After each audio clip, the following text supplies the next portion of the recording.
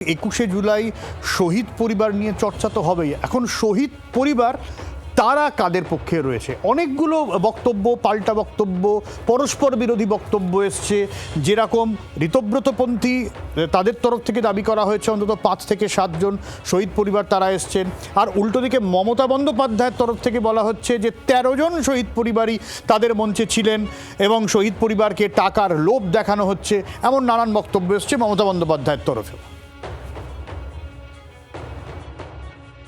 21শে জুলাইয়ের শহীদ পরিবার আমাদের সাথে এসছে। এত প্রলোভন, এত টাকা, এত লাঞ্ছনা, এত বঞ্চনা, এত কিছু থাকা সত্ত্বেও তারা কিন্তু আমাদের কাছে এসছেন। আমি তাদের সকলকে আমার মাথা নত করে বলি, আমার মাথা নত করে দাও হে তোমার চরণ ধুলার তলে, সকল অহংকারে আমার ডুবাও চোখের জলে।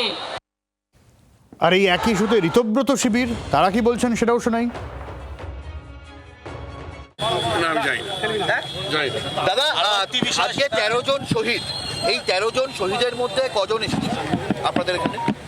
7 জন এসছে। 7 জন।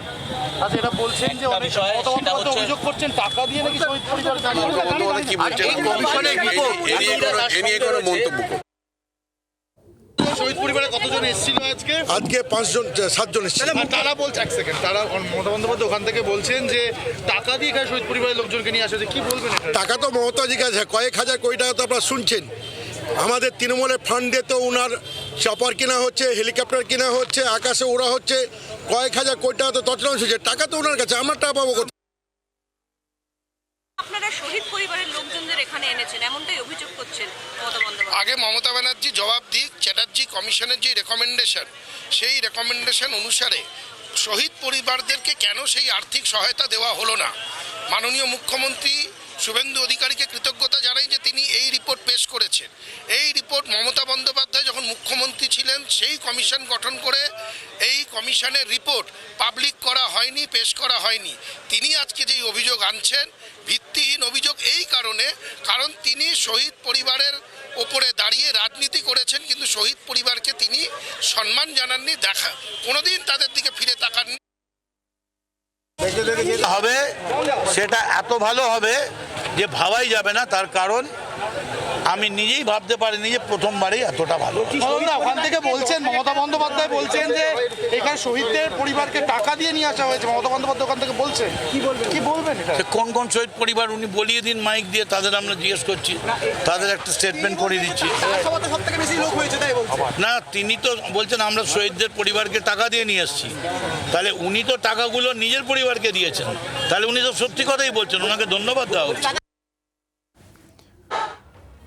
সুকান্তবাবু, কংগ্রেসের শহীদ তারা তৃণমূল কংগ্রেস তাদেরকে হাইজ্যাক করলো। এখন তৃণমূল কংগ্রেসের ভাগাভাগি, কে কার শহীদ, কে কার মঞ্চে।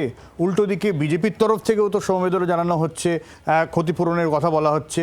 এইভাবেই বোধহয় রাজনৈতিক মৃত্যু পরে গিয়ে ভাগাভাগি হয়ে যায়। মৃত্যু কেন, মানে যে কোনো মৃত্যুই রাজনীতির প্যাচ পয়জারে পরে ভাগাভাগি হয়ে যায়। দেখো, শহীদের অশ্রুসিক্ত নয়নের জল বিক্রি করা হয়েছিল বিগত 21শে জুলাইতে। সিরাজুল হক মন্ডলের কথা তোমরাও তোমাদের চ্যানেলে বলেছো। তার চাকরি চলে গিয়েছিল, পূর্বতন সিপিএম সরকার তাকে চাকরি থেকে সরিয়েছিলেন, পরে চ্যাটার্জি কমিশন গঠন হয়। তারপরেও তার চাকরি কিন্তু সে খুঁজে পায়নি। সে একটা ভাঙা ঘরে থাকে। তার কোনো উত্তর মমতা বন্দ্যোপাধ্যায় এখনো দিতে পারেনি। তারপর যে টাকা শহীদদের জন্য দেবার কথা ছিল সেই অর্থও তারা শহীদরা পায়নি। তাহলে এই শহীদদের কি বিক্রির বাজার পরিণত করেছিল পূর্বতন সরকার? আজকে যেটা হচ্ছে এটাও মকারি। সব্যসাচী কার দলে কতটা রয়েছে, কালীঘাট তৃণমূলে কত রয়েছে, ঋতব্রত তৃণমূলে কত রয়েছে। শহীদ এইভাবে বিক্রি হয় না। কংগ্রেসের সেদিনের আন্দোলনে মমতা বন্দ্যোপাধ্যায় মুখ ছিল, কিন্তু যে সিরাজুল হক মন্ডল তাকে বাঁচিয়েছিল সেই সিরাজুল হক মন্ডলের চাকরি তিনি দিতে পারেননি। তাহলে তার কাছে কি আশা করা যায় শহীদদের কান্না তার কাছে কোনোদিন বেজেছে? বাজেনি। সব্যসাচী। বাংলার আওয়াজ, বাঙালির আবেগ, জি 24 ঘন্টা।